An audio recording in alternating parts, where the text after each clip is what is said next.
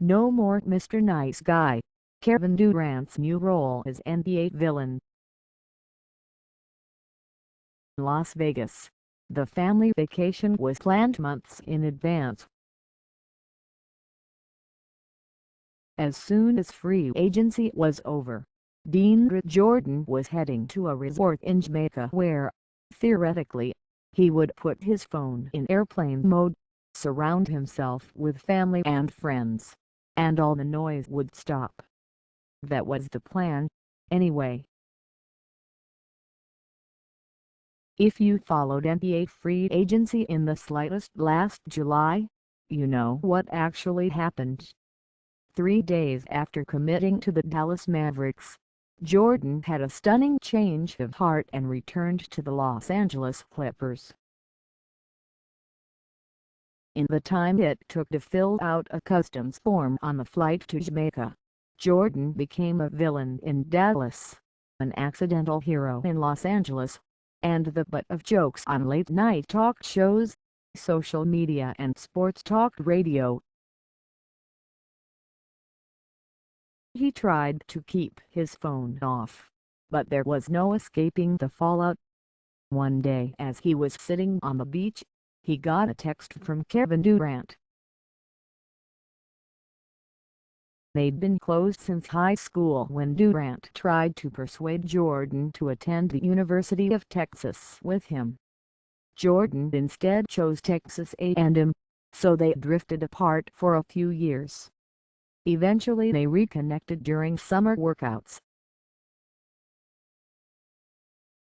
And in the past few years, they'd grown much closer.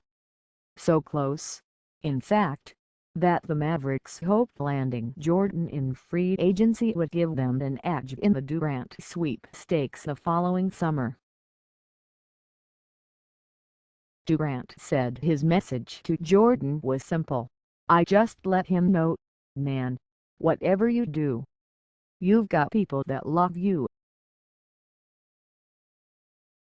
It was the kind of thing you say to a friend to let him know you can't make things better for him, but you're still in his corner. "I feel like the people who talked to me afterwards are my real friends," Jordan said this week, after a training session with Team USA. "The people who stopped texting me afterwards, the ones who said stuff like we're family and all that while I was deciding, that wasn't real. I realize it was only a basketball decision for them. You find out who is really on your side." And Kevin was like, "Man, you can't worry about what other people think. You've got to worry about you and what makes you happy." Fast forward a year and Durant is the one who spent his summer in the middle of a free agency squall and made a stunning decision that brought withering criticism from fans, peers and media critics. No, he didn't commit to one team and then renege a few days later. But after 8 years of telling the fans in Oklahoma City that he loved them and wanted to retire there, his departure for the Golden State Warriors came as a cruel shock. Had he misled them all those years? Did he fall out of love? Or was his love never that pure to begin with? Durant felt all of it. If he's being honest, knowing how much he was about to hurt the fans in Oklahoma City was one of the things that held him back from following his gut and signing with the Warriors. For 48 hours after picking the Warriors, he said he stayed inside the house he'd rented in the Hamptons while receiving free agent pitches from the Warriors, Celtics, Spurs, Clippers, Thunder and Heat. "I didn't leave my bed, because I was like, man, if I walk outside somebody might just try to hit me with their car or say anything negative to me," Durant said. "I just stayed in and tried to process it all. It felt different. Very different. He played his heart out for that team. If they can't respect that, if other players can't respect it, that's their decision. DeAndre Jordan. On Kevin Durant leaving Oklahoma City. Durant hasn't been the boyish, backpack-wearing homegrown superstar most people first came to know him as for a while now.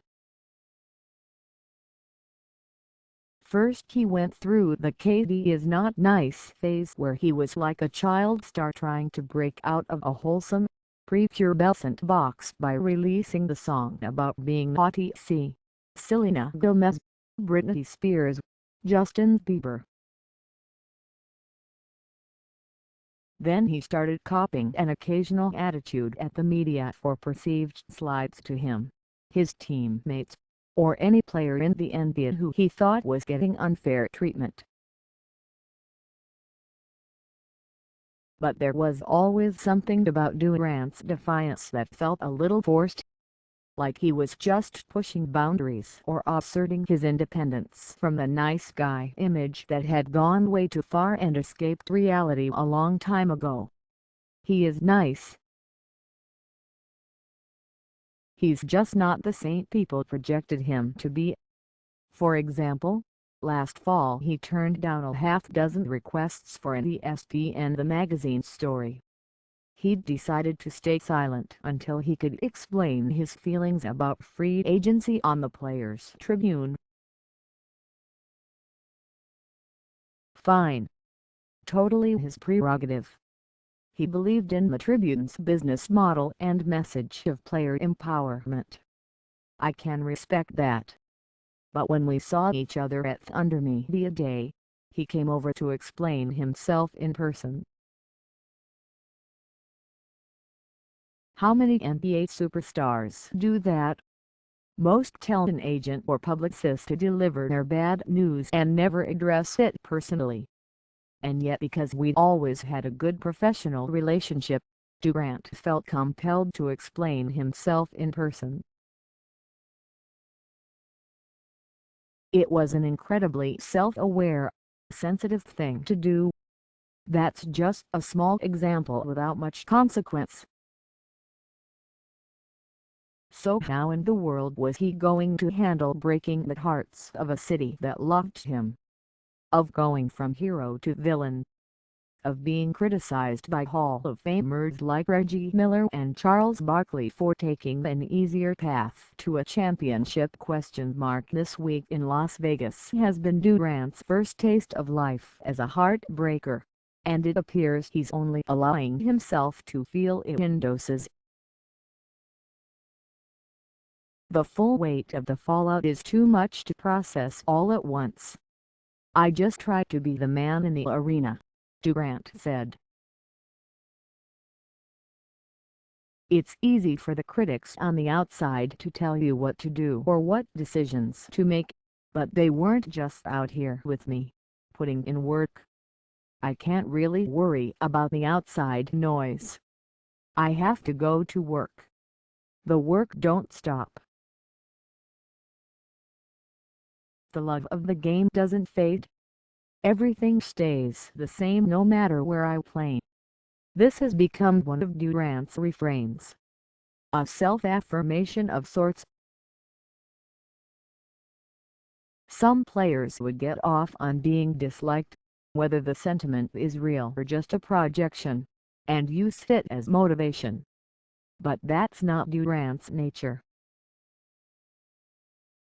Guys like Kobe Bryant thrive on it, said Syracuse coach Jim Boeheim, a longtime Team USA assistant. I don't think Kevin will thrive on it, but I do think he will immerse himself into the Warriors team. Another key difference? When you come into town as the villain like Kobe, everybody's focused on him because he was the best player. But when Golden State comes in, they're not going to just focus on one guy, Boeheim said. That was clearly part of the appeal to joining the Warriors. After years of being the face of his franchise, With the hopes and dreams of a city all on his shoulders, Durant was drawn to the idea of being just one of the guys. That's part of what he said he's always loved about Team USA and what helped him this week as he adjusts to this new reality. This uncomfortable period may be good for Durant in the end. Making the decision he knew would be unpopular. Maybe that's the personal evolution and growth he needs. Maybe it won't be. In hindsight, Jordan said that he's found the entire process to be clarifying. It definitely makes you tougher, Jordan said. I still joke around like a little kid, but I don't get as mad as I used to about things. I don't let stuff affect me like I used to, because I've gone through that crap. He hopes it'll be that way for Durant as well. When I found out he was going to the Warriors, I texted him, "Man, I'm happy for you. This is going to be big. I can't wait to kick y'all's ass," Jordan said. I'm happy for him. He gave those guys in Oklahoma 9 great years of MVP-level basketball, a finals appearance. He played his heart out for that team. If they can't respect that, if other players can't respect it, that's their decision. At the end of the day, he's happy and that's the only person he is to satisfy. Durant was sitting one seat away from Jordan as they each spoke after practice on the third day of training camp. There was plenty of room on either side of them, but the two old friends seemed more comfortable crowding each other's personal space. If things were destined to be uncomfortable going forward, they might as well lean on each other.